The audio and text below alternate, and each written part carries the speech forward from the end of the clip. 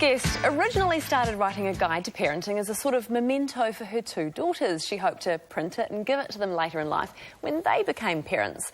But the response was so overwhelming, her project quickly took on a life of its own. Yeah, we're talking to the author of this book, Dear Mummy, You're Important Too. Tui Fleming. It's a beautiful book. Well done with producing it, but it is an interesting story that Nadine was just alluding to, the fact that this was never meant for publication.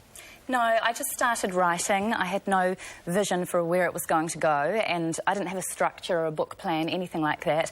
I just wrote, and it just flowed. And along the way, I talked to a number of mums and told them what I was doing, and the response was amazing. They just said, "When are you going to publish it? When can I have a copy?" And I thought, OK, all right, I'll do this. So what sort of stuff were you writing? Tell us about... Was it your own personal thoughts to your daughters, or...? No, it wasn't my thoughts to my daughters, but obviously I'm a mum. I've got a 4- and a 3-year-old, and every now and then I'd sit down, I'd be taking some me time at a cafe or wherever I may be, and I'd be thinking about something in particular. I was maybe, you know, so tired after a tough night, and so I'd write about sleep or, you know, being pulled on from so many different people, demands on my time by other people. So that day I wrote about other people's expectations, and it ended up being, I suppose, musings on motherhood and a way to be as a mother, the way that I'd love my girls to be when they're a mother. But obviously we're all different and unique. It just kind of, yeah, it took a life of its own. There is so much advice out there, sometimes conflicting advice for parents or would-be parents, isn't there? What is it, do you think, that about this that's really hit a nerve with people? I think because it isn't full of advice specifically. The books that you're talking about, they're instructional, they're really prescriptive. It's kind of, this is exactly what you need to do, when you need to do it. And that doesn't work. Every mum's different, every child's different, and that dynamic is different as well. I think mums are looking for answers, but I think they're also looking to be told that the answer that they have in their gut is right and is okay, and it's okay to follow that. So what is it you'd want mums to really get out of reading this book? Is it sort of more like a how-to guide of how to factor your own needs into the equation somewhere? It's, I would like them to understand that they have permission to put themselves first. That actually, to be the best mum you can be means being the best you can be.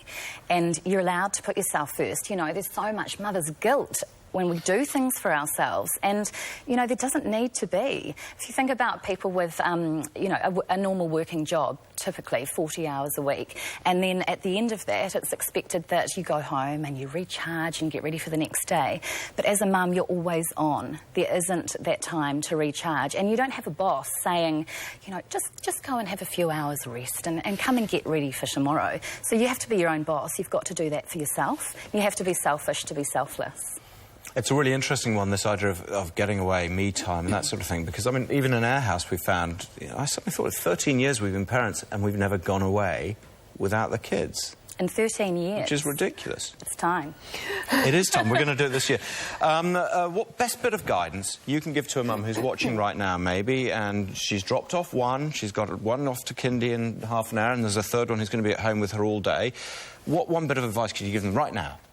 I just think, you know, stop what you're doing in terms of any other expectations, the washing, the dishes, whatever it is. Just stop. And if your little child, that third one, is awake, be with them. Just be in the moment. Enjoy the moment with them. If that little one is asleep, do something for you that you really want to do. It might just be a cup of tea. It might be reading a magazine. Just stop and be and do something for you. And what about the husbands in this equation? Because I know on Sunday there'll be lots of people having breakfasts made in bed, but is it important for Dad as well to make sure that when he gets his time with the boys, that Mum gets her time for her and with her girlfriends? Absolutely, there is a section in there around that, and I think the thing for men is that we as mums want to be recognised for all that we do as mums, but also all that we are as women. And so I think for men on Mother's Day, recognise who she is. And I like to say, you were you once before you were mummy, and you're still you. So that needs to be recognised and appreciated. So those date nights, they are so important when you've got kids at home. It is a beautiful book. It's called Dear Mummy, You Are Important Too. So if you think it would be a nice gift for Mum this Sunday, rush out and grab one. And don't commit the sin which I did once and create the perfect breakfast, but then leave the kitchen. Because that's a little bit of a... The impact is lost really quickly. Thank you, Tui. Thank you. Stay with us. We'll be back right after this break. It's a very...